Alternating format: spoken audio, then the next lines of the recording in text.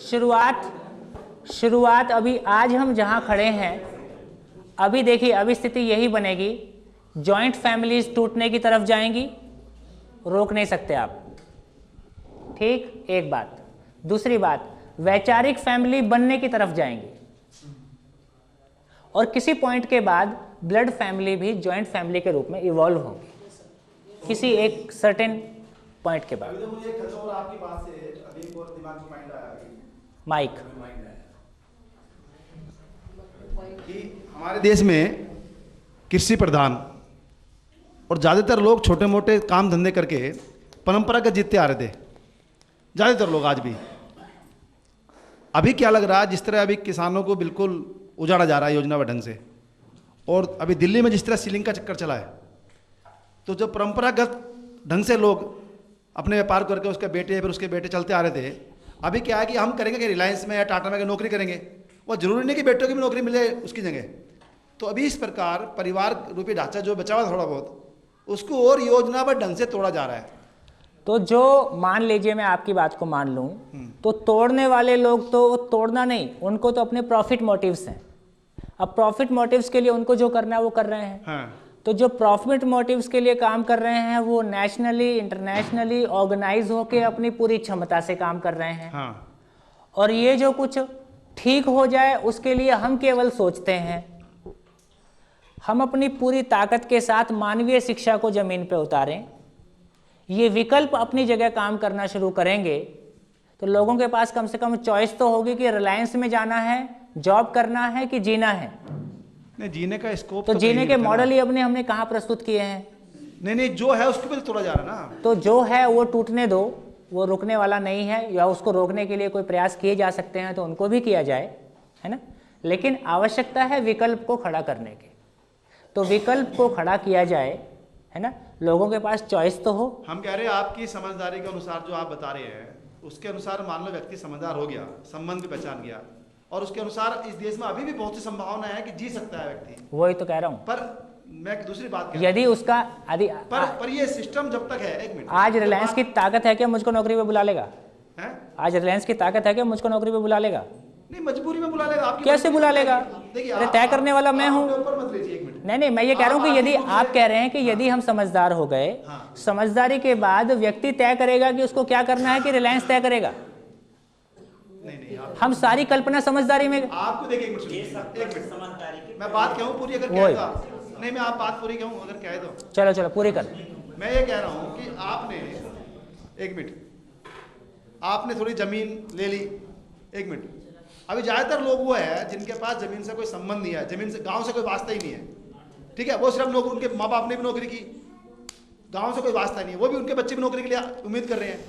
आपके पास कहीं ना कहीं, ये रण सिंह जी के पास जो भी इस तरह के लोग हैं, उनके पास कहीं ना कहीं वो संस्कार पड़ा था, वो कुछ मतलब जैसे क्या होगी, क्या कहूँगा शब्द में, नहीं जमा पूंजी नहीं, मतलब उस तरह का एक वातावरण भी था कि वो उसको खड़ा करने का विश्वास कर सके। पर अभी ज्यादातर लोग तो बिल्कुल भी ना जमीन है, ना जमीन से वास्ता है, ना एक मिनट, नौकर बन के वे कहाँ जाएंगे? वो तो कहीं ना कहीं नौकरी करेंगे। अच्छा, कुछ लोग, एक मिनट, कुछ लोग व्यापार में बचे हुए अभी तक, कि उनके खानदानी व्यापार चलते आ रहे, छोटे बड़े जैसे भी है, उसको भी योजना ढंग से तोड़ा जा रहा है। अगर कहीं हमने इसको रोकने का योजना ढंग से अगर कोई प्रयास नहीं किया, इसको गलत नहीं वो ठीक किया, तो आने वाले 4-5 साल मुझे जो दिख रहा है कि परिवार के जो थोड़ा बहुत रूप बचा है, चाहे किसान के रूप में चाहे व्यापारियों के रूप में, उसको बिल्कुल तोड़ दिया जाएगा, और हम नया खड़ा करने में पता नहीं कब होगा कब नहीं। एक मिनट, एक तो ये भी अपन बहुत क्लियरली समझ लें कि जो हम खेती, हम परिवार के रूप में बने रहे, समझ के कारण कम, उत्पादन गतिविधि के कारण ज़्यादा, है ना। जैसे मैं किसान परिवार से हूँ, ठीक, वो खेती का काम ऐसा है कि परिवार दर परिवार उसी में आदमी इन्वॉल्व हो जाता है। वो खेती, उस प्रोडक्शन एक्टिविटी के कारण ये साथ में रह रहे हैं, ये किसी गहरी समझ के कारण साथ रह रहे हैं, ऐसा नहीं है। एक बात, ये बात ठीक से अपने तक जा पा रही है ना? मजबूरी के कारण रह रहे हैं। हाँ, तो प्रोडक्शन एक्टिविटीज हमको साथ में रखे हुए हैं। यदि हम समझ के रूप में एम्पावर्ड होते हैं, है ना, तो ऐसी प्रोडक्शन एक्टिविटीज को आज भी, है ना, वो सारे लोग जो देश छोड़ के बाहर गए वो खाली हाथ गए थे, सारे पाकिस्तान से जो लोग भारत में आए खाली हाथ आए थे, जितना छोड़ के आए थे उससे कई गुना अधिक फिर बन गया है। तो साधन आदमी का स्वयं का तन मन धन ही उसका साधन है ना। यदि समझदार होगा तो वो एम्पावर्ड होगा, वो अपने जीने के रास्ते डिजाइन कर लेगा। मेरा ऐसा स्पष्ट मानना है कि समझ के आधार पर आदमी को जीने के लिए साधन कम नहीं पड़ता, आदमी ही कम पड़ता है ना। आदमी की आवश्यकता बहुत कम है, उसकी उपयोगिता बहुत ज्यादा है। यदि आदमी अपनी हाँ, इस बीच में कुछ आज की जो वर्तमान स्थिति है, अभी जो संक्रमण काल है, इसमें कुछ सपोर्ट सिस्टम्स की हमको जरूरत पड़ेगी, है ना। तो सारी तैयारी इस बात की है कि यदि कुछ युवा हमारे आपके जैसे लोग समझ के क्रम में इस कमिटमेंट से उभरते हैं तो उनके सहयोग के लिए क्या ढांचे, है ना। जैसे अभी इंजीनियरिंग कॉलेज में से कुछ लोग सोच रहे हैं कि हमको ठीक से जीना है, तो हम अल्टरनेट टेक्नोलॉजी पे काफ़ी कुछ सोच रहे हैं, काफ़ी कुछ ज़मीन पे उतारने की कोशिश कर रहे हैं कि कल को इनके अपने स्वतंत्र रूप से स्वावलंबन पूर्वक जीने के मॉडल्स क्या होंगे, है ना। और समैया फाउंडेशन में भी आप में से कुछ लोगों ने कहा है कि हम अल्टरनेट टेक्नोलॉजी पे कुछ सोच रहे हैं, है ना। हम आपको आमंत्रित करते हैं कि नेशनली एक ग्रुप क्रिएट किया जाए, नेशनली इंटरनेशनली, जो अल्टरनेट टेक्नोलॉजीज के वायबल प्रैक्टिसेबल एंटरप्राइजेस पे कुछ काम किए हैं, कुछ हो सकता है ना। Mahatma Gandhi institute of rural industrialisation Wardha Maharashtra में, जिसको IIT दिल्ली ने खड़ा किया और अभी वो पूरे देश में अपने इंटरफेस दे रहा है, तो लगभग सारे IITs और कुछ NITs उसका इंटरफेस में आए हैं। रायपुर इंजीनियरिंग कॉलेज 14वां इंटरफेस के रूप में NIT हो रहा है। ये लगभग हम लोग के प्रयास के आधार पे इस तरह की गतिविधियां आगे बढ़ रही हैं कि जो लोग इस तरह से उभर के आते हैं उनको बिना प्रकृति को नुकसान पहुंचाए, बिना आदमी को शोषण किए सम्मानजनक जीने के एंटरप्राइज क्या हो सकते हैं। सभी खेती करेंगे ऐसी ना आवश्यकता है, ना ये संभव है। जैसी जैसी अनुकूल परिस्थितियां होंगी, ये ठीक है कि ज़मीन एक काफ़ी अपने आप में एक सिक्योरिटी देती है ना। तो जैसे जैसे योग संयोग होंगे चीज़ें निकल आएंगी। मामला केवल इतना है, हम स्वयं समझदार हों, स्वयं में एक मॉडल के रूप में, एक प्रमाण के रूप में खड़े हों। हाँ जी, please.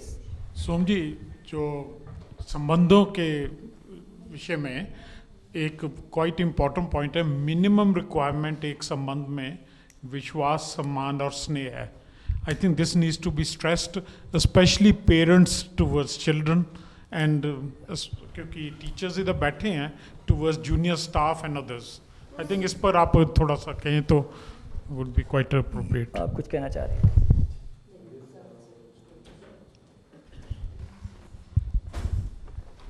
There are some publications which talk about the future scenario,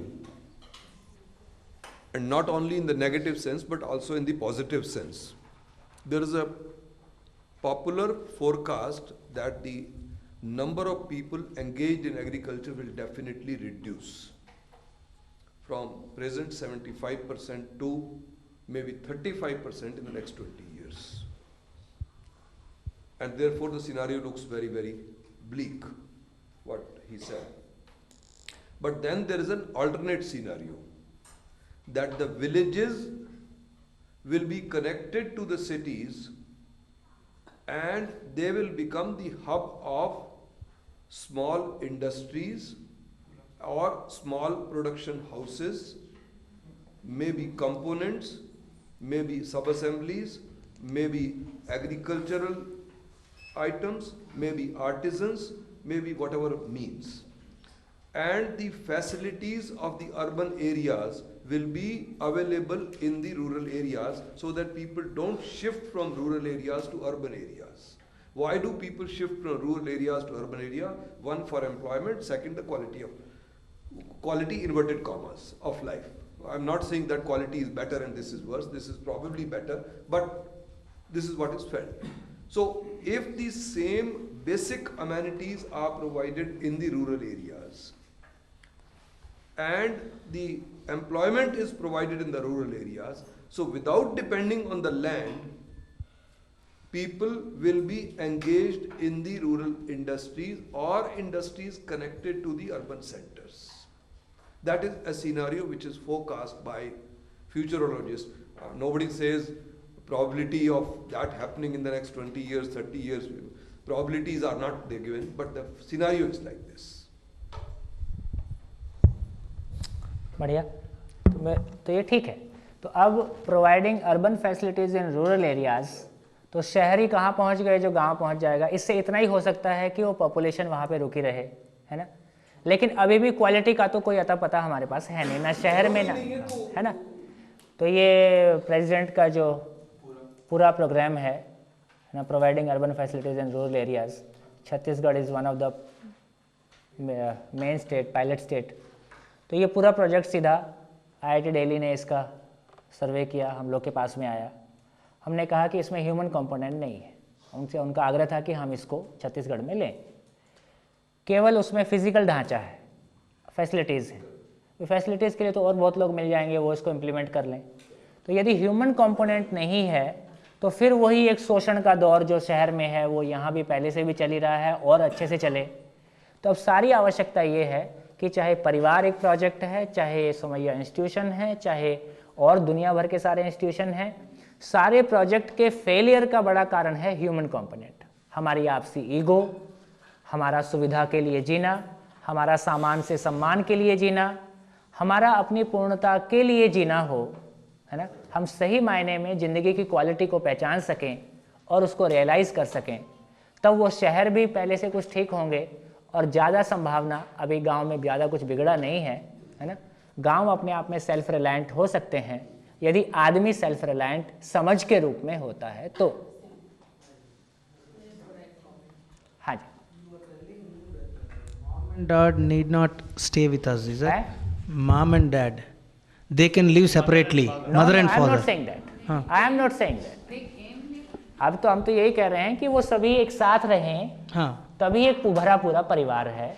Okay. वर्तमान स्थितियों में जब हमारे परिवार बिखर गए हैं, हमारे बुजुर्ग हमारे पास नहीं हैं और उनको लाने की भी स्थितियां कम ज़्यादा हैं, तो अभी भी हम जिस शहर में, जिस गांव में रहते हैं, वहाँ बुजुर्ग हैं ही, प्रौढ़ हैं ही। शुरुआत तो की ही जा सकती है, धीरे धीरे और बेहतर और बेहतर और बेहतर। चलो ना संभव होगा तो जो संभव होगा वो किया जाए, क्या दिक्कत?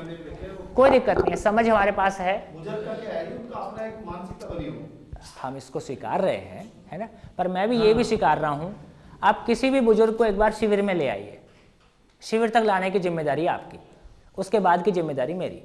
कम से कम इतना तो हो जाता है कि उनकी इस बात के लिए सहमति बन जाती है कि बात तो ठीक है, तो कम से कम बातचीत का दौर तो शुरू हो सकता है।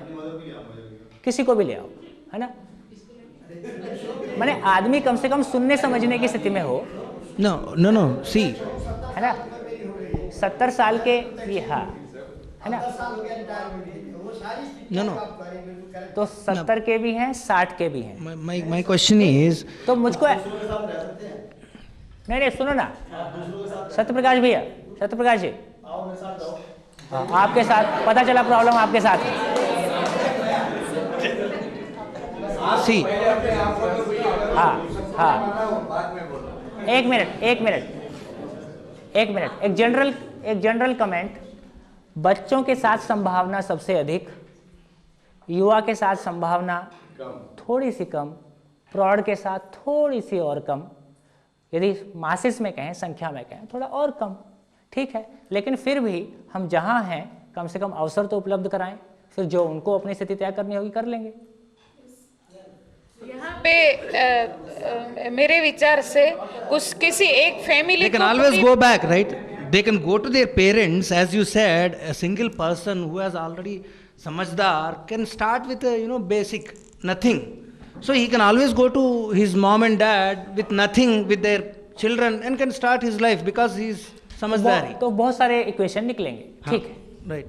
यहाँ पे कोई एक पूरी पीढ़ियों को 3 या 4 या 2 पीढ़ी को लाने की कोई ज़रूरत नहीं है, ना तो किसी को लाने की इधर लाके एक्सपीरियंस, क्योंकि ये एक्सपीरियंस ऑटोमेटिकली हो रहा है।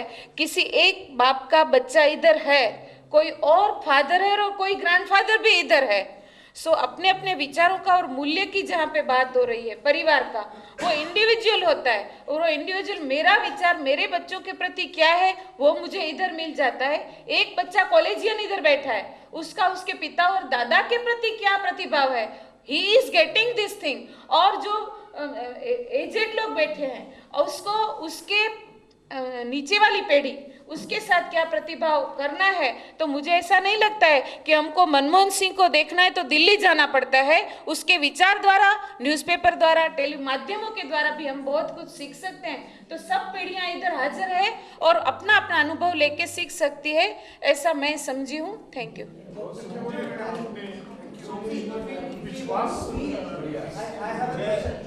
Just 1 second. See, if we want to feel everything in my, then you don't require parivar, you don't require a relationship. You can imagine all kinds of things with my. So where is why we should have a word called parivar, why we should have a word called samaj? When you can feel everything with your my, the so-called inverted commas. Request एक minute चलिए, समझदार होने का प्रयास को गति दिया जाए, सॉल्यूशन अपने भीतर से निकलेगा।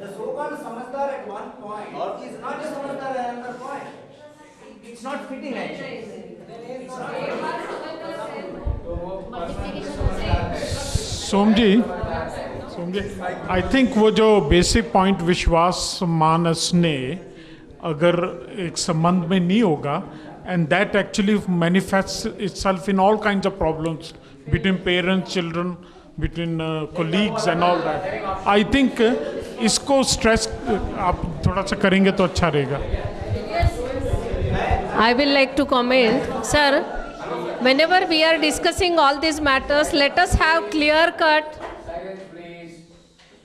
two different points in our mind. वर्तमान स्थिति क्या है और हम मध्यम दर्शन में क्या सोच रहे हैं। एक फिलॉसफी के तौर पर जब भी हम बात करते हैं तो समझदार आदमी जो है वो शरीर के बाहर जाके मैं के रूप में धर्म, सत्य, न्याय, ये तीनों के जो क्वालिटेटिव एट्रीब्यूट्स है वो उसमें है। और वो जब भी खुद को समझ पाता है तो दूसरे को समझने की कोशिश करके उसको समझदार बनाता है।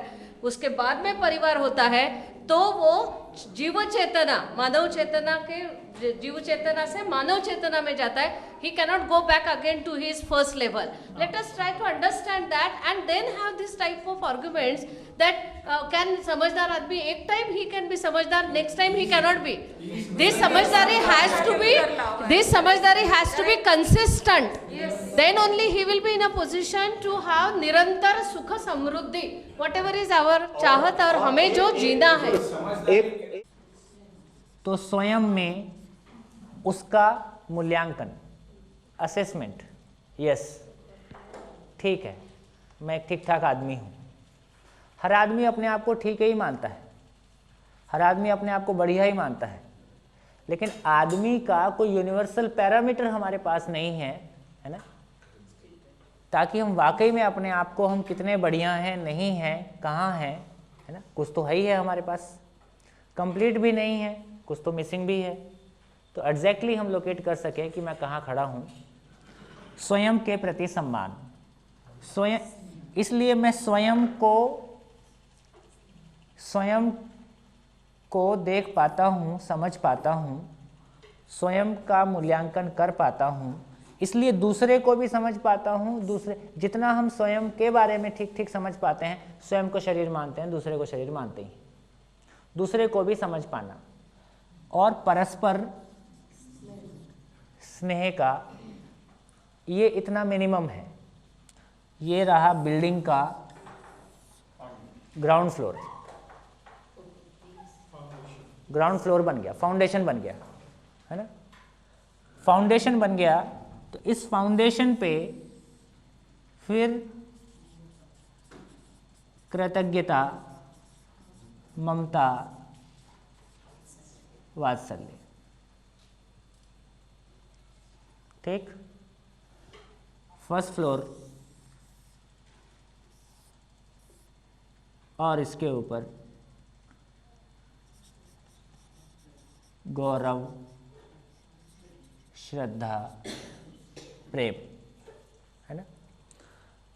तो अभी जितनी चर्चा हम लोगों ने की है उससे एक बात समझ में आ गया कि जीवन रूप में सभी समान हैं, जीवन रूप में सभी मानव समान है, ये बात समझ में आ गया। और जो फर्क है वो स्त्री पुरुष वो शरीर का है ना। और उसके बाद सभी मानव की मूल चाहत एक है ना।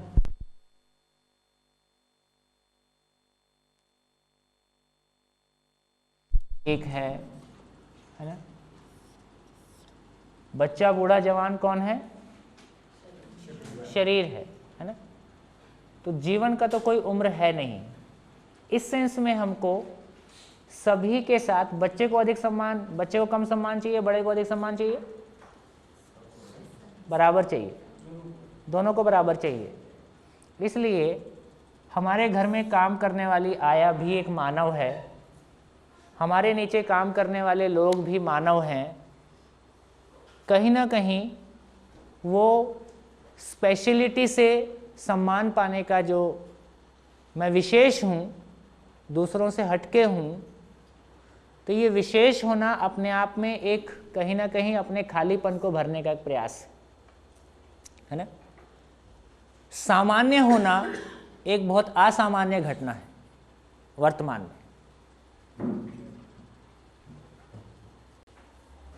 है ना। विशेष होना एक सामान्य घटना है, हर आदमी विशेष होना चाहता है। सामान्य होना, सहज होना, सरल होना, है ना, ये एक बहुत असामान्य घटना हो गई। तो दो चीज़ें हैं, या तो आदमी हीनता में जीता है, उपलब्धि पा गया तो अहंकार में जाता है। सारी एक्सपर्टीज अहंकार का पोषण करती है ना। श्रेष्ठता क्या चीज है? सारा अहंकार और हीनता और अहंकार की सारी यात्रा कुल मिला के, जिसको हमने कहा सापेक्ष विश्वास की यात्रा है, यदि पूरी हुई तो, है ना, रिलेटिव कॉन्फिडेंस है। अब पता चला कि ये ईगो ही है, कुल मिला के झंझट ही पैदा करता है। प्रमाण क्या है? हमारी उम्र के बढ़ने के साथ साथ हम अकेले होते जा रहे हैं। ठीक, तो अब श्रेष्ठता क्या चीज है? कि स्वयं में समाधान समृद्धि पूर्वक जीना और दूसरों के समाधान समृद्धि पूर्वक जीने में सहायक होना। अब जो मेरा एक्सपर्टीज है उसका सदुपयोग हो पाएगा। बिना समझ के एक्सपर्टीज बंदर के हाथ में उस तरह, है ना। और समझदारी के साथ एक्सपर्टीज का सदुपयोग अपने स्वयं के उद्धार के लिए और कहीं ना कहीं समाज उपयोगी होने के लिए स्वयं स्फूर्त होता है, स्वयं स्फूर्त होता है।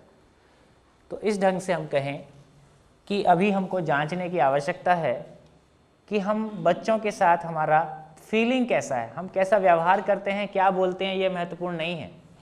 हमारी फीलिंग कैसी है, हम उसको कैसा देखते हैं अपने भीतर से। हमारे घर में काम करने वाली आया के साथ हम कैसा देखते हैं, कैसा व्यवहार करते हैं, है ना। हमारे नीचे काम करने वाले लोगों के साथ में हम किस तरह का, क्या वाकई में हम फील करते हैं कि ये मेरे ही जैसे मानव हैं, है ना। तो इस तरह से हम पाएंगे कि एक अपना सही असेसमेंट हमारे पास हो कि वाकई में मैं इन बातों को बोल लेना कोई बहुत बड़ी बात नहीं है, है ना। लेकिन आवश्यकता इस बात की है कि भाव के धरातल पे, समझ के धरातल पे हम कहाँ अपने आप को पाते हैं। मैं सोचता हूँ इतना पर्याप्त है ना। बोलने से काम चलने वाला नहीं। शब्दों में एक और बात कह दूँ, हम लोग कम्युनिकेशन की बहुत बात करते हैं।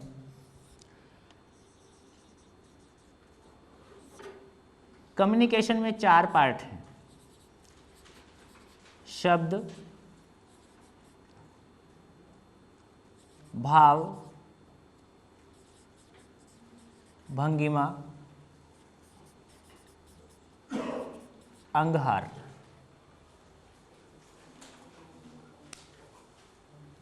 शब्द, भाषा, हिंदी, इंग्लिश, मलयालम, जो भी हो। भाव, भाव मीन्स, है?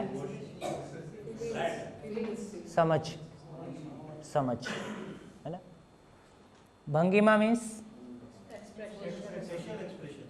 अंगहार मीन्स ठीक। इन सब में सबसे प्रभावी क्या चीज है?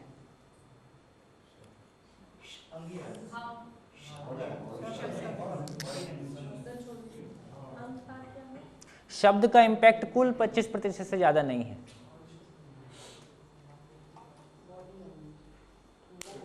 हम सोचते हैं कि भाषा प्रभावित करती, कोई किसी को बोलना बहुत अच्छा आता है तो वो बहुत किसी को प्रभावित कर सकता है। आप हिंदी में बोलिए, इंग्लिश में बोलिए, कोई भी भाषा बोलिए, है ना? भाषा का इतना ही मतलब है, भाषा का मतलब है जो भाव को व्यक्त कर सके वो भाषा है, शब्द। और जो वास्तविकताओं को व्यक्त कर सके उसका नाम व्यक्ति है। वास्तविकताओं को व्यक्त करने में समर्थ इकाई का नाम व्यक्ति है। जो रियलिटी को व्यक्त कर, केवल मानव ही वो यूनिट है एग्जिस्टेंस में, है ना, who has the capacity to understand the things as they are and he is able to express it so that others can understand it. ये भाषा का कुल मिला के मतलब है। वो मानव, वो व्यक्ति, व्यक्ति शब्द कहीं ऐसे ही निकला होगा जो संपूर्ण को समझकर व्यक्त कर सके, उसका नाम व्यक्ति। हाँ जी,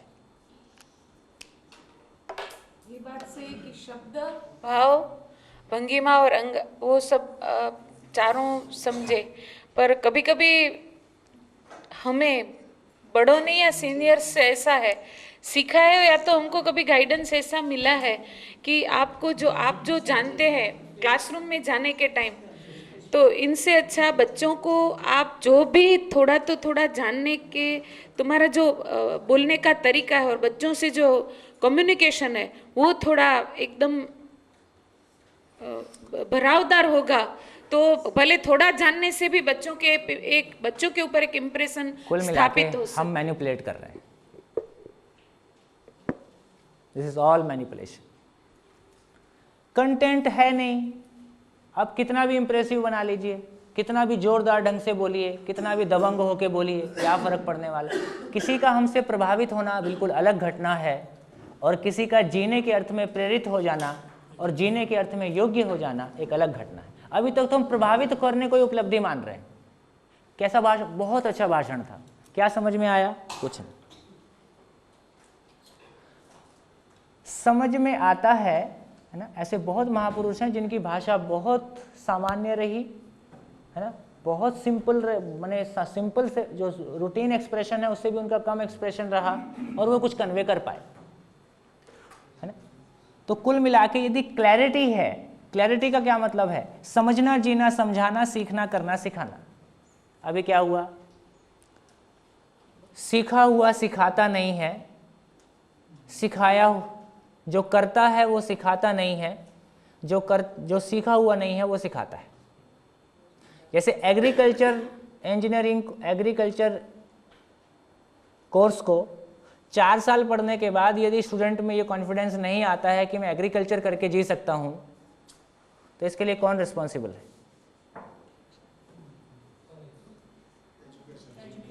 education system as a whole, और वो टीचर भी उसमें शामिल है ही है। वो टीचर खुद ऐसा करके नहीं जी रहा है, वो कहाँ से वो विश्वास दे उसको कि ऐसा जिया जा सकता है? यदि मैं स्वावलंबन पूर्वक नहीं जी रहा हूं, तो क्या मैं किसी को स्वावलंबन पूर्वक जीने का आत्मविश्वास दे सकता हूं? जो चीज मेरे पास नहीं है क्या मैं दूसरे को दे सकता हूं?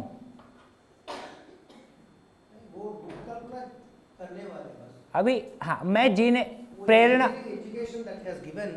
is only showed how to design, but you know he did not tell you तो how to plow, हाँ, and he did not practice it. तो शिक्षा जॉब के लिए कि शिक्षा जीने के लिए? No, रूप कल्पना करने के लिए, मतलब how to best utilize the resources and कैसे वो सब करना। He is Kalpana at the very higher level. हाँ, वो सब कल्पना करते रहे, अपन करेंगे हाँ, कुछ हमारा नहीं। कल्पना शक्ति चाहिए, that's तो what कल्पना शक्ति, जीवना विद्या, कल्पना शक्ति कर्म स्वतंत्रता में ही आके तृप्त होता है ना। Ultimately we need to do, है ना।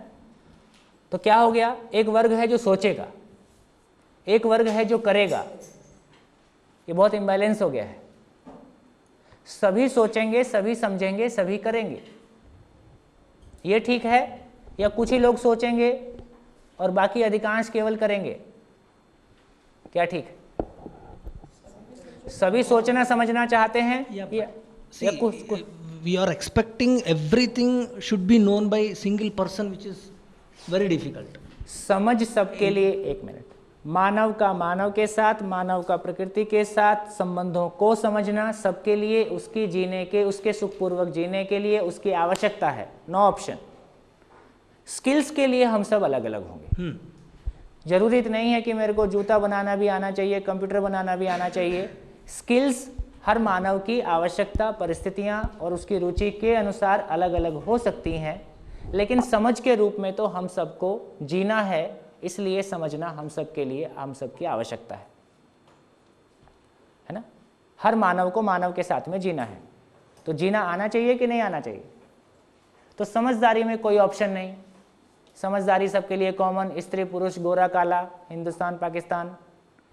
स्किल्स उस देश काल की परिस्थितियों के अनुसार, हमारी रुचियों के अनुसार कुछ हो सकती है।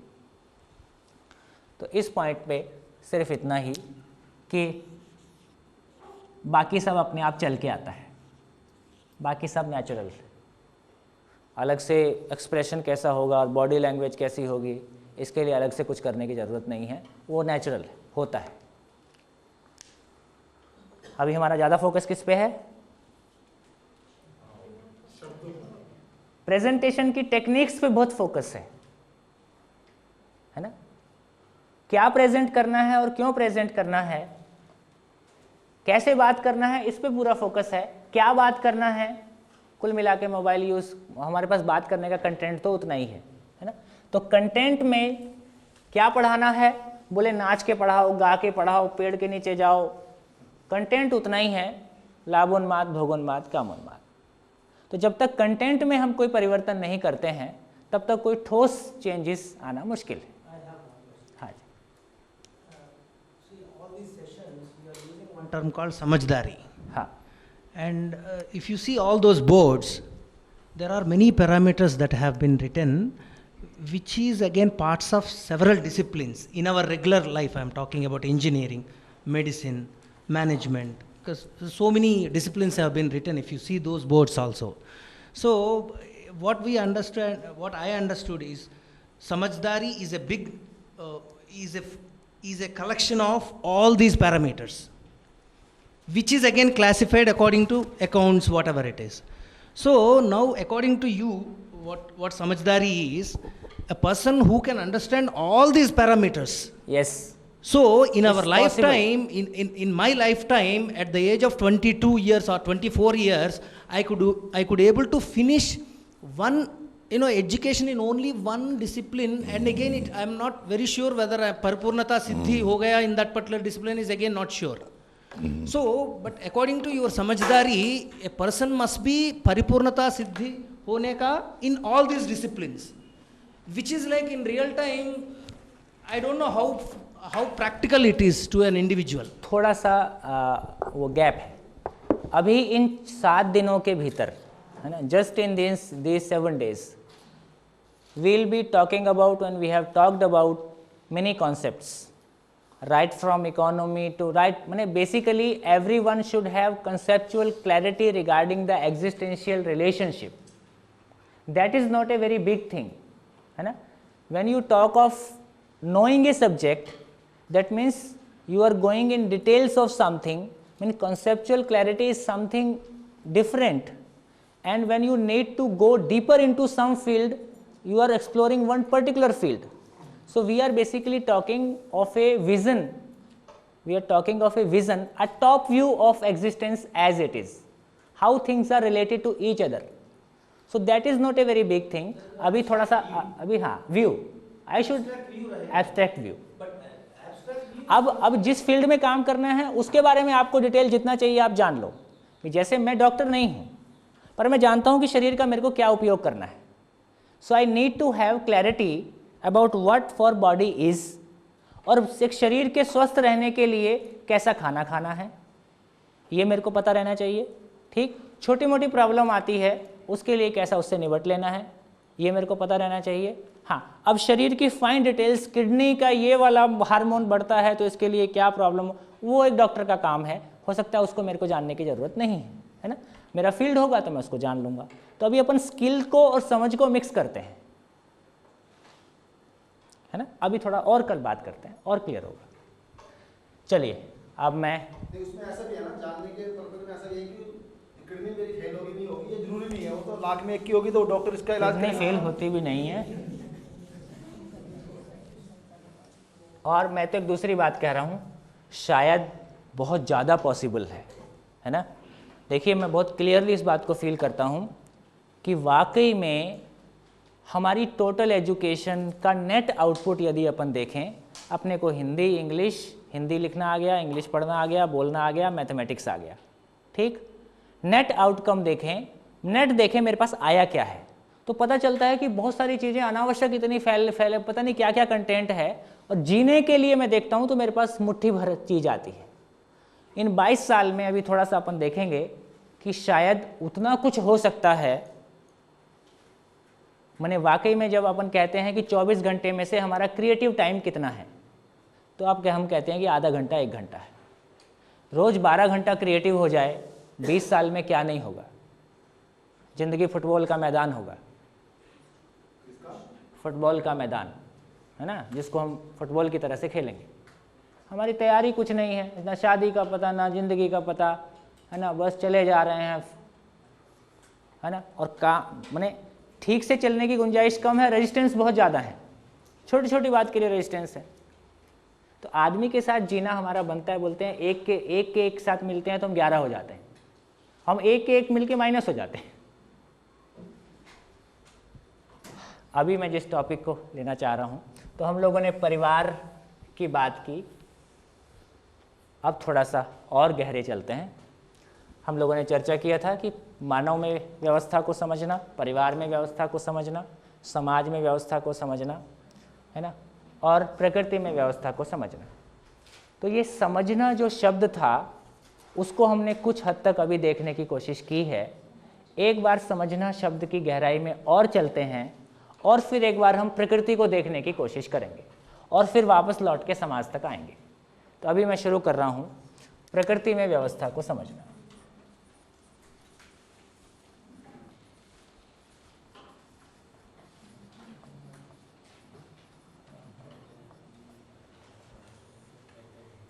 इसके पहले क्योंकि हम अब कुछ और गहराई की तरफ जा रहे हैं, तो समझना शब्द को और गहरे में, है ना, देखते हैं।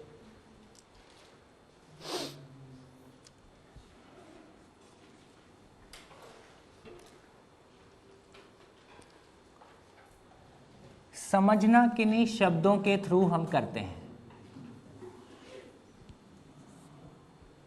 है ना। समझने के लिए क्या यूज करते हैं, हम शब्द यूज करते हैं। हर शब्द का एक अर्थ होता है, कोई मीनिंग को कम्युनिकेट करने के लिए कोई शब्द को यूज करते हैं। हाँ जी, और उस शब्द, उस अर्थ के पीछे कोई वस्तु होती है। वस्तु माने वास्तविकता। वास्तविकता means reality. Reality means its existence, उसका होना। होने का मतलब है, ये कौन है, ये यहीं के लोगों के साथ फॉलो नहीं हो रहा है मामला, है ना।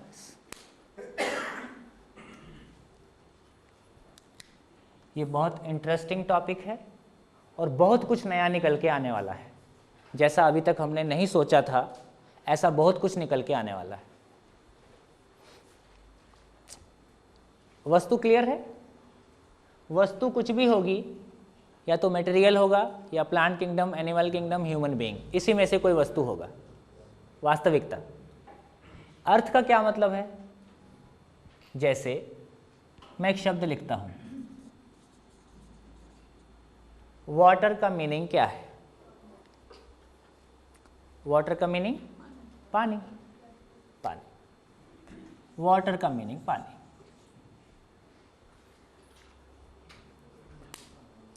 ये मीनिंग है।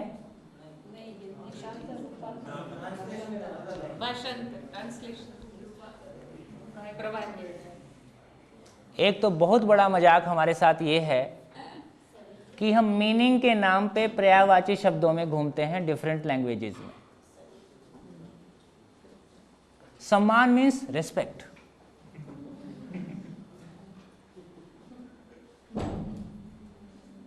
कुछ पकड़ में आने वाला नहीं है ना। जैसे मेरा नाम सोम है, हम लोग एक दूसरे को पहचानने लगे हैं, 6 दिन से साथ में रह रहे हैं। यदि मैं बॉम्बे आऊं तो मेरे को आप चाय वाय तो पिलाओगे?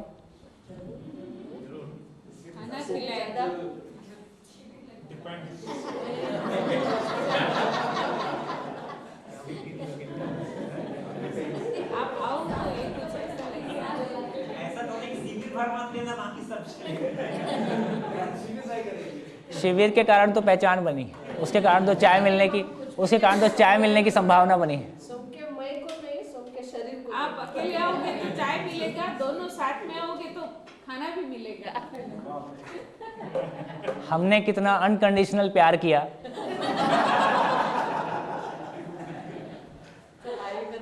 ये देखो बॉम्बे और रायपुर में कितना फर्क है।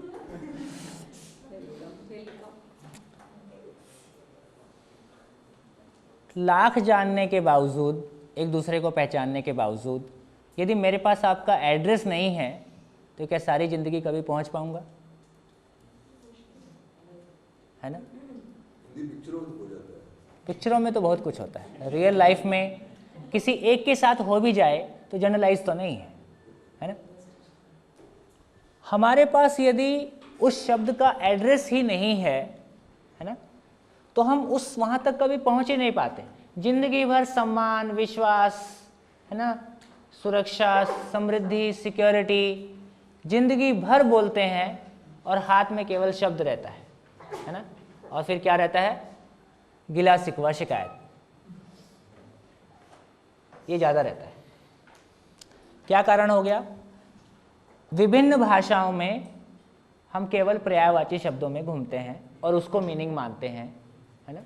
तो एक तो ये क्लियर हो गया कि डिक्शनरी में जब भी हम कोई मीनिंग देखते हैं कि पर्यायवाची शब्द देखते हैं। एक बोझ तो ये उतर जाए, है ना। हम पर्यायवाची शब्दों में ज़्यादा भटकते हैं, मीनिंग हमको नहीं मालूम है, इसलिए हमारी ज़िंदगी में उसका कोई जीने में इसलिए ट्रांसलेट होता नहीं। चलिए अब आगे चलते हैं। अब वाटर का मीनिंग क्या है? प्यास बुझाता है ना। मिट्टी की प्यास बुझाता है, कपड़े की प्यास, पौधे की प्यास, पशु की प्यास, मानव की प्यास, है ना। सबका प्यास बुझाता है। भाव हो सकते हैं, है? शब्द का अर्थ के बदले शब्द का भाव। तो शब्द का अर्थ क्या है? अर्थ का मतलब है उसकी व्यवस्था में भागीदारी, यही उसकी उपयोगिता है, यही उसका मूल्य है, यही उसकी मौलिकता है।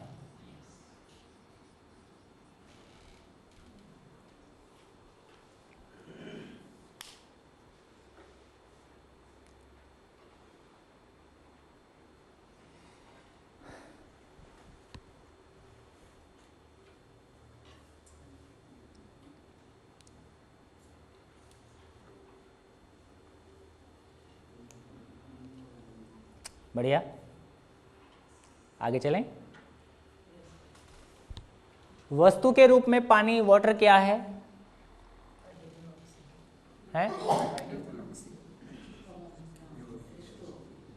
अ लिक्विड, उसकी प्रॉपर्टीज और वो, हाँ, मैंने कुल मिला के वस्तु के रूप में क्या है। तो वस्तु क्या है? वस्तु के रूप में वो हमेशा, हम फिर एटॉमिक फॉर्म पे जाएंगे वस्तु के रूप में वो कोई एटम है और दो एटम्स का एक संयोग के रूप में, एक मॉलिक्यूल के रूप में, वस्तु के रूप में ये चीज़ है। होने के रूप में, एग्जिस्टेंस के रूप में ये चीज़ है। क्लियर? फिर वो लिक्विड फॉर्म में है कि सॉलिड फॉर्म में है, वो बहुत सारी बात हो सकती है। बढ़िया।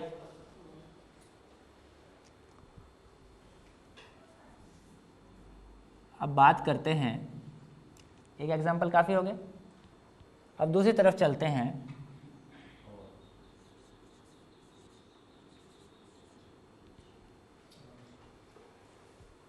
समझ क्या है?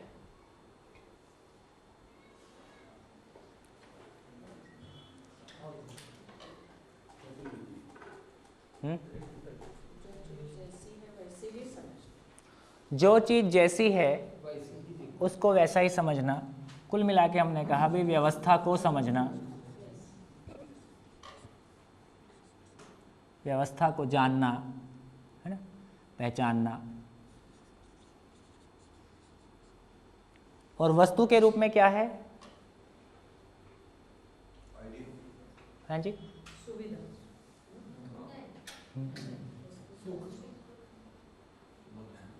समझ, माने क्या चीज है जिसको हम समझते हैं, जो अस्तित्व में है, जो है।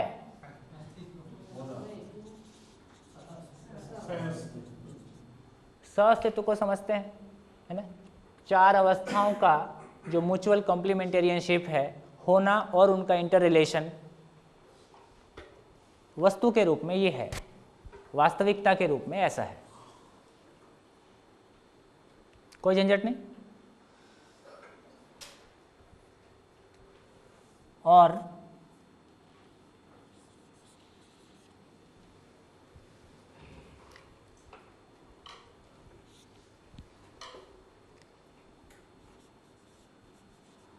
सुख क्या है?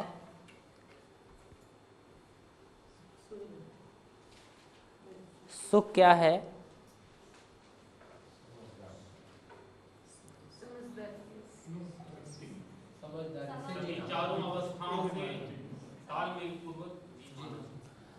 व्यवस्था को समझकर जो उसका रिजल्ट है, जो उसका रिजल्ट है, समझना, जीना, है ना, ये सुख है। और वस्तु के रूप में क्या है?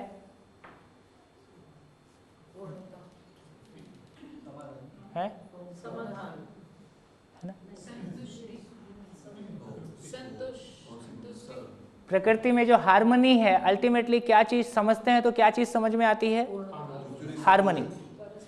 तो सह परस्पर पूरकता। गुड।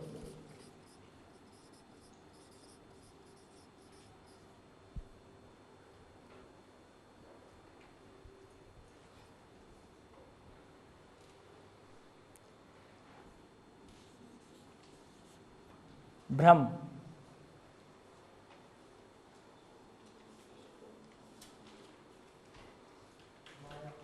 भ्रम,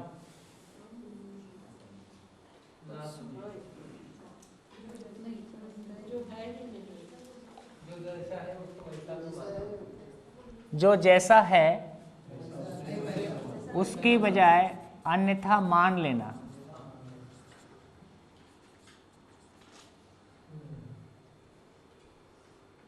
ये ठीक है। वस्तु के रूप में क्या है? एग्जिस्टेंस के रूप में क्या है? ऐसी कोई चीज एग्जिस्टेंस में नहीं है, ये अपना प्रॉब्लम है ना।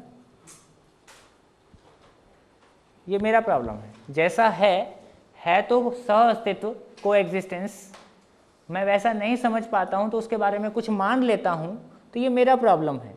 एग्जिस्ट नहीं करता है ना, प्रकृति में एग्जिस्ट नहीं करता।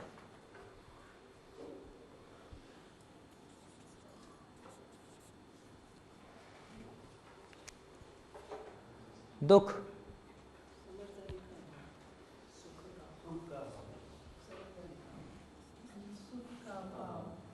है ना। कुल मिला के इसका जो व्यवस्था में ना जी पाना,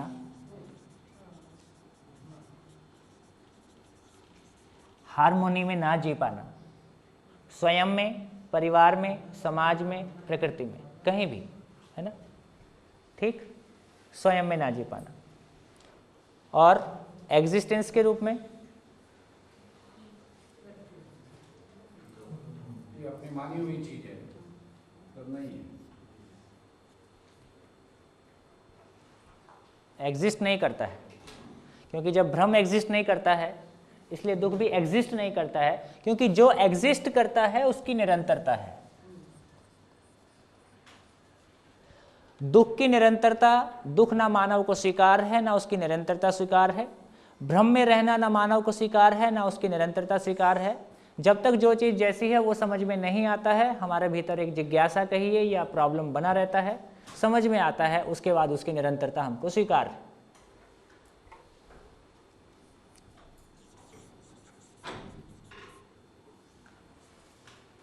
अंधेरा, डार्कनेस,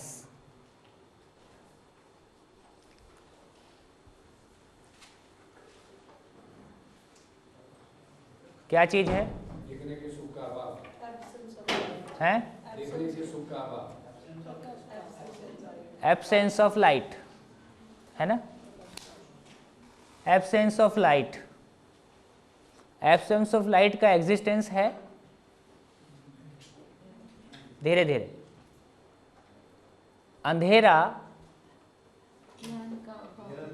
और नहीं, ये फिजिकल बात कर रहा हूं। देखिए थोड़ा सा धीरे धीरे चलेंगे। अंधेरा और छाया, डार्कनेस और शैडो, दोनों एक ही चीज है कि अलग अलग चीज है? दोनों एक ही चीज है। प्रकाश नित्य वर्तमान है, जिसको हम अंधेरा समझते हैं वो किसी चीज की छाया है। सूर्य और चंद्र की गति से हम समझ सकते हैं। बढ़िया हो गया। इसका मतलब यदि कोई छाया है तो वो चीज वहां पे ना होती तो प्रकाश सीधा आ जाता। तो प्रकाश की कमी है या कोई चीज बीच में आ गई है उसके कारण छाया हो गई है? पर्दा है। तो एक तो बात की अंधेरा नहीं है, होने के रूप में अंधेरा नहीं है, केवल कोई चीज की छाया है, एक बात। दूसरी बात, ये अंधेरे को कहने वाला कौन है? मानव। आदिवासी जहाँ कभी अभी तक लाइट नहीं आई है वो अंधेरी रात में भी उसको पगडंडियाँ दिखाई देती हैं, है ना? हम हॉल में जाते हैं, पिक्चर में शुरू में कुछ नहीं दिखाई देता है, बाद में सब दिखाई देने लगता है। एक फिनोमेना हमको समझ में आता है ना? तो बेसिकली आँख की देखने की एक लिमिट है, इसके नीचे, इसके ऊपर, जैसे 20 हर्ट्ज से 20 किलो हर्ट्ज तक कान से सुनता है। देखने वाला मूल में कौन है? मैं देखता हूं कि आंख देखती है? मूल में तो मैं देखता हूं। तो ये अंधेरा मेरे आंख की एक सीमा है जिसमें ये आंख नहीं देख पाती है। जैसे उल्लू को रात में दिखता है, तो आज तो ट्रांसप्लांट ऑपरेशन अभी तो संभव है। आदमी की एक आंख की जगह एक आदमी की, एक उल्लू की, दोनों फैसिलिटी। टॉर्च रखने का जरूरत नहीं है। वो कहाँ गए? वो दिख नहीं रहे हैं सुरेश जी। सुरेश साहब ये है, अच्छा, कुछ कंफ्यूजन है। अच्छा, सॉरी फोंडेकर जी। वो भिलाई गए हैं उसके लिए परमिशन ले। ओहो, तो उनके पास टॉर्च हमेशा रहती है। मंगाए ना? हाँ, तो फिर टॉर्च रखने का जरूरत नहीं है। इससे क्या समझ में आता है? एक और बात कि दिन के समय में चांद और सितारे दिखते हैं क्या? कहीं भाग जाते हैं क्या? ज़्यादा लाइट में कम लाइट नहीं दिखता है ना? ये सारे एग्जाम्पल्स क्या बताते हैं कि एब्सेंस ऑफ लाइट जैसी कोई चीज़ है? केवल हमारे आँख की सीमा, जिसके बाद हमको चीज़ें दिखती नहीं हैं, है ना? उसको हमने एक नाम दिया है अंधेरा। तो इसको यदि कहा जाए कम प्रकाश, है ना? कम प्रकाश जिसमें मानव के शरीर में जो आंख लगी है इससे हमको नहीं दिखता है, प्रकाश तो है। और गहरे में जाएंगे तो हमको पता चलता है हर इकाई का अपना एक प्रकाश है। आजकल तो इस तरह के कैमरे आ गए हैं जो मानव के शरीर से निकलने वाले प्रकाश, जो भी एक रेडिएशन, जो भी एक है ना, क्रिलियन फोटोग्राफी है ना। तो अब ये समझ में आता है कि हर इकाई का अपना एक प्रकाश है। अब वो मेरी इस आँख से दिखेगा कि नहीं दिखेगा ये मैं नहीं कह सकता, है ना। तो हर इकाई प्रकाशित है, ठीक। तो अब ये भी समझ में आता है कि केवल कम प्रकाश है जिसमें मेरी आँख नहीं देख पा रही है। एब्सेंस ऑफ लाइट जैसी कोई चीज़ एग्जिस्टेंस में है नहीं। तो अंधेरा नाम की कोई चीज़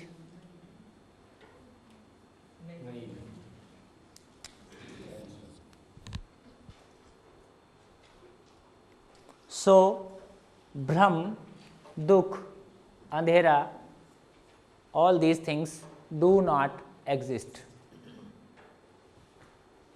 पहली बार जब हमको समझ में आया कि अंधेरे का मैंने शिविरों में इसका बहुत प्रयोग किया छोटे बच्चों के साथ, खासकर महिलाएं और बच्चे थोड़ा अंधेरे से ज़्यादा डरते हैं, एक जो भी कारण हो, उसमें अभी नहीं जाएंगे अपन। मैंने आश्चर्यजनक रूप से ये पाया एक दो केसेस में, वो लड़के जो बहुत बोल्ड हैं, बहुत हिम्मती हैं, है ना, और कुछ भी करने के लिए बिल्कुल जुझारू हैं, पता चला कि वो अंधेरे में नहीं जा सकता है। रवि मानव, रवि वो लड़का अनूपपुर का 18 साल का लड़का, और बहुत कम मैंने लड़के 18 साल में उस कॉन्फिडेंस, 10 साल से, पिछले 10 साल से वो मेधा पाटेकर से लेके दुनिया समाज के सारे आंदोलनों के साथ में एक साल लगा चुका है 18 साल की एज में ना। दत्ता जी उनसे मिले, और उस लड़के को जिस दिन बात समझ में आई है ना, उस दिन के बाद से उसने टोटल समझने के लिए कमिटमेंट, और अपने पूरे इलाके में एक आदमी ने हलचल मचा रखी है, और पता चला कि वो अंधेरे में नहीं जा सकता है, अंधेरे में नहीं जा सकता है। शिविर के बाद उसमें जो भी एक फ़र्क आया, उसकी फैमिली ने कहा कि इसका अंधेरे के प्रति डर दूर हो गया है। उसका घर और उसका जो वो है रहने का जो रहता है, आधा किलोमीटर का फ़र्क है। अब ये रात को घर से वहाँ चला जाता है। तो एक बार मुझको समझ में आता है कि अंधेरा अपने आप में कोई चीज़ नहीं है, केवल प्रकाश ही प्रकाश है। मेरे आँख की सीमा है जिसमें मेरी आँख मुझको उसमें चीज़ें नहीं दिखती हैं। जब भी कोई चीज़ समझ में आती है तो शेयर करने के लिए पत्नी सबसे नज़दीक होती है, ठीक है ना। तो हमने जाके अपनी धर्मपत्नी को बताया, देखो प्रकाश का अस्तित्व नहीं होता है, अंधेरे का अस्तित्व नहीं होता है। पत्नी को समझाना आसान काम नहीं है।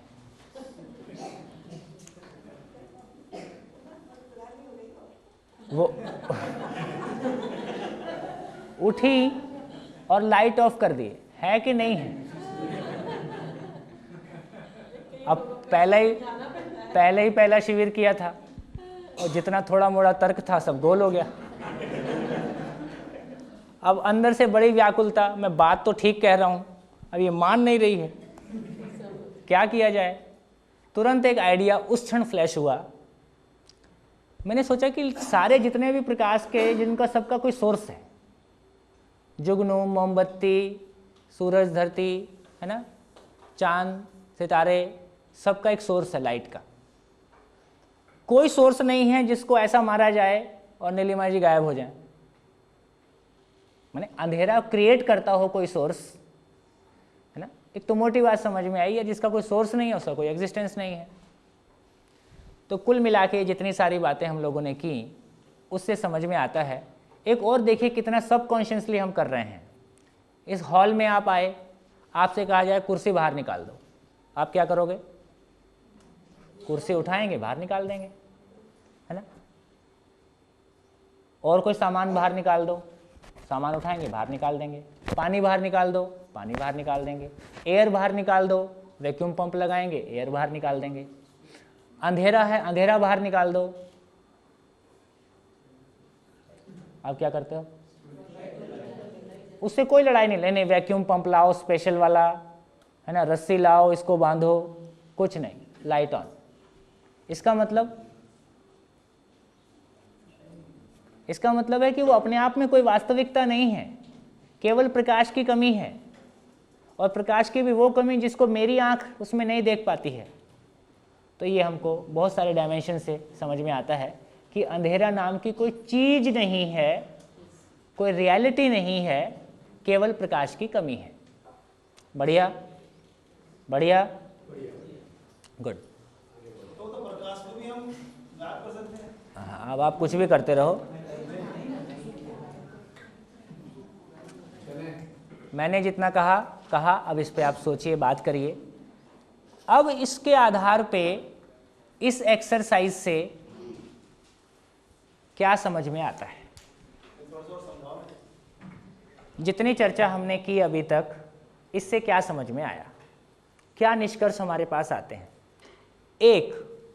एक तो ये कि शब्द अपने आप में कोई रियलिटी नहीं है। है ना? शब्द एक साउंड वाइब्रेशन है, वो अपने आप में कोई रियलिटी नहीं है, है ना? कोई वास्तविकता नहीं है। ठीक, वास्तविकता क्या है? वस्तु है, हर इकाई स्वयं में व्यवस्था है, तो उसकी व्यवस्था में भागीदारी है। हर इकाई है तो उसका एक रोल है, एग्जिस्टेंस एज ए होल। जो उसका रोल है उसको हम कह रहे हैं कि उसका अर्थ है। उस वस्तु को बताने के लिए एक शब्द है। तो मूल चीज वास्तविकता है कि शब्द है? वास्तविकता है। इसलिए आप शब्द के पीछे कुछ कुछ कहना शुरू करते हो, मैं कुछ नहीं कहता हूं। अच्छा भैया, शब्द तुम्हारा, तुम जो शब्द तुमको अच्छा लगे यूज कर लो। रियलिटी पकड़ में आ जाए कि रियलिटी क्या चीज है। शब्द तो हमारे आपके दिए हुए हैं, ठीक? तो शब्दों के ऊपर कोई झंझट नहीं है। क्या हर शब्द के पीछे कोई वास्तविकता हो ऐसा जरूरी है ना? जैसे मैं कहूं पिंग पोंग, कुछ भी शब्द बोला जा सकता है। हर शब्द के पीछे एक रियलिटी हो ऐसा जरूरी नहीं है, लेकिन लगभग हमारी जो से हम हर शब्द को रियलिटी की कंसिडरेशन हमारे पास है कि शब्द का मतलब कोई रियलिटी है ना? तो रियलिटी अपने आप में वस्तु है। वस्तु है तो उसका कोई अर्थ है, अर्थ को बताने के लिए कोई शब्द है। एक बात। दूसरी बात,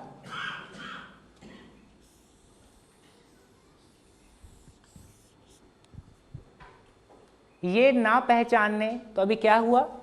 तो कुल समझदारी क्या चीज है? समझ मतलब है होने का अध्ययन, होने का अध्ययन। जो है, जो एग्जिस्ट करता है, मैं उसको पहचान सकूं, क्योंकि जो एग्जिस्ट करता है जीना उसी के साथ है। अब एक बार संसार को माया बोलोगे और फिर जीना भी है। यदि मिथ्या है तो फिर इसके साथ में क्या जिया जाए, है ना? फिर जीना है ही नहीं, है ना? रियलिटी है तो उसको पहचानने की जरूरत है। अब रियलिटी है, जैसे मैं दो शब्द लिखता हूं आपके सामने, स्नेह का भाव, ईर्ष्या का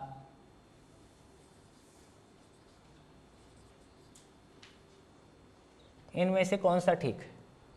समझ के बोलिएगा, क्या ठीक है? स्नेह का अभाव, that leads to ईर्ष्या।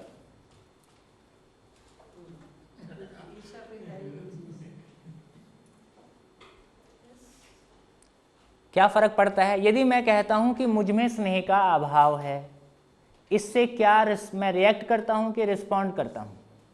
मैं कहता हूं कि मुझ में ईर्ष्या का भाव है, इसको दूर करना है?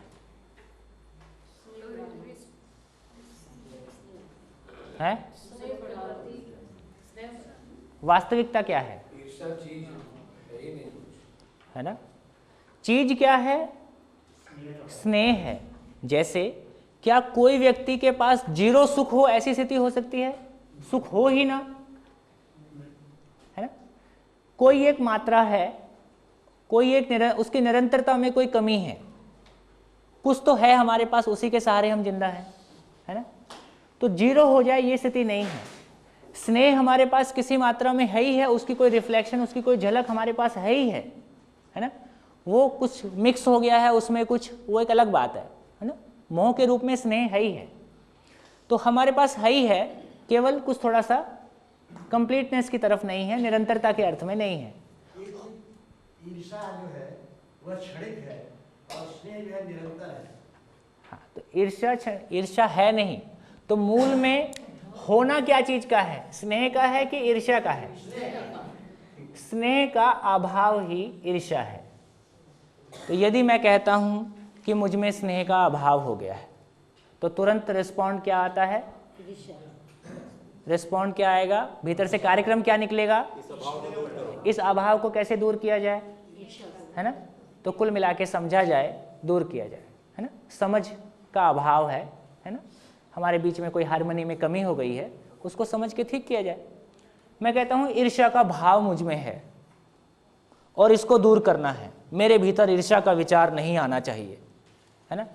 अब क्या स्थिति होगी?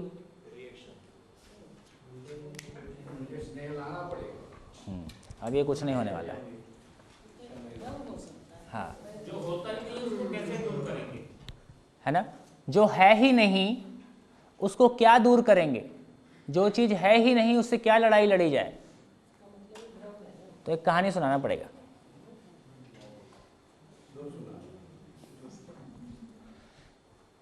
कहानी कुछ ऐसा है कि छत्तीसगढ़ का एक गांव,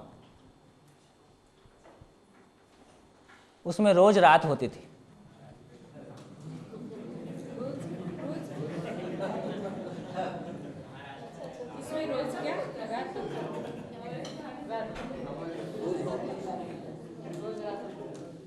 गांव के लोग बहुत मेहनती थे, गांव के लोग बहुत मेहनती थे। वो रात होते ही गांव के चारों तरफ इकट्ठे होते थे और रापा और घमेला बोलते हैं, मिट्टी खोदने का और भरने का, फावड़ा, और गांव के चारों तरफ इकट्ठे होके अंधेरे को भर के सीमा के बाहर उलीचते थे।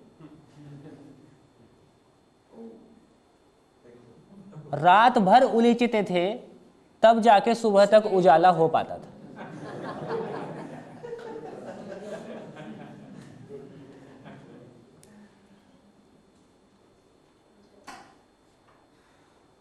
तो बेचारे मेहनत मजदूरी करते थे, तब उनके बच्चों को खाना मिलता था।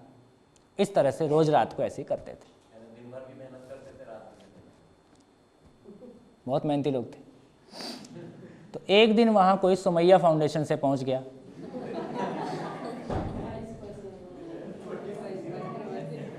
संजय जी को पहुँचा दें? नहीं, महेंद्र को पहुँचाते हैं। एक दिन महेंद्र वहाँ पहुँचे, बोले तो बहुत मेहनत कर रहे हैं, फालतू में इतनी सारी। बोले ऐसे तो ये मानेंगे नहीं, तो कुछ थोड़ा सा घुमा के कहना पड़ेगा बात को। बोले पहले हमारे गांव में भी ऐसे ही होता था, हमने एक यंत्र विकसित किया है, उसको गांव के सेंटर में रखने से केवल 15 मिनट उलीचना पड़ता है, बाकी अपने आप हो जाता है। बोले पैंट शर्ट पहने लोगों पे हम विश्वास नहीं करते हैं, गांव में तो थोड़ी सी हालत ऐसी ही है, कुर्ते पजामे में थे। तो बोले देखो भाई, तुम इतने सारे में अकेला, काम नहीं किया तो तुम मेरे को मार देना, एक ही रात तो बच्चे भूखे मरेंगे, एक ही दिन, अगले दिन तो फिर मेहनत करके तुम लोग उजाला कर ही लोगे। तो बोले हाँ, ये तो कुछ ठीक बात है। तो क्या करना है? बोले बस सुबह तुम 5:45 बजे आ जाना, बाकी तो मेरा यंत्र काम करेगा। तो चद्दर तान के आराम से सोए। सुबह गांव वाले हल्ला मचाते हुए रापा घमेला लेके 5:45 बजे चले। उनका हल्ला गुल्ला सुन के आँख खुली, वो ध्यान व्यान लगा के बैठ गए। बोले बोलो गुरुजी। बोले शुरू हो जाओ। शुरू हो गए। 15 मिनट में उजाला। ओहो, खुशी के मारे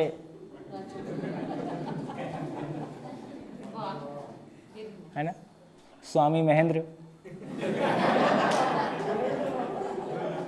बोले भैया इनको कैंपस में ही रखो।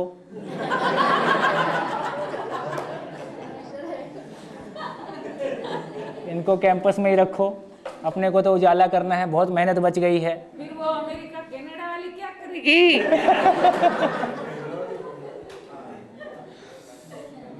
हफ्ते भर बाद बोले मैंने अपने यंत्र को और विकसित कर लिया है, अब आपको 5:45 आने की जरूरत नहीं है, सब अपने आप चलेगा। और बढ़िया है। तो उस दिन के बाद हमेशा रात अपने आप होती थी, हमेशा सुबह अपने आप होती थी, और गांव वाले काफ़ी सुख शांति से जीने लगे। कैसी लगी कहानी? कहानी तो बढ़िया लगी, पर हमको बढ़िया लगी उसकी खुशी आपको होगी, क्योंकि हमको अंधेरे वाली बात जची, इसलिए। अभी कहानी आधी पूरी हुई।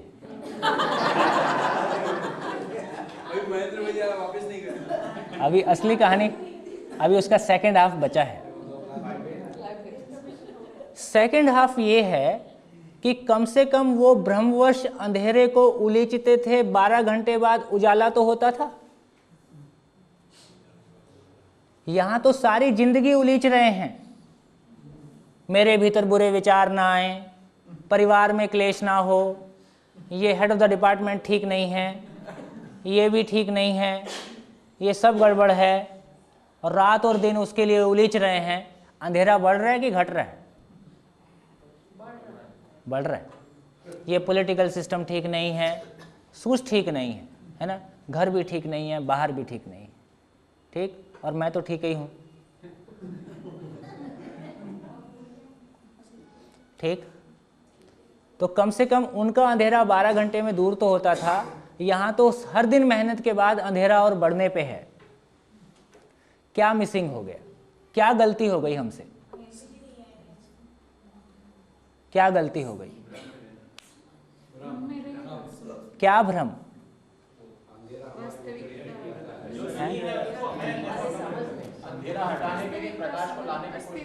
हाँ, तो हमारी जो जिंदगी की अप्रोच है, हमारी अप्रोच समस्या मूलक है।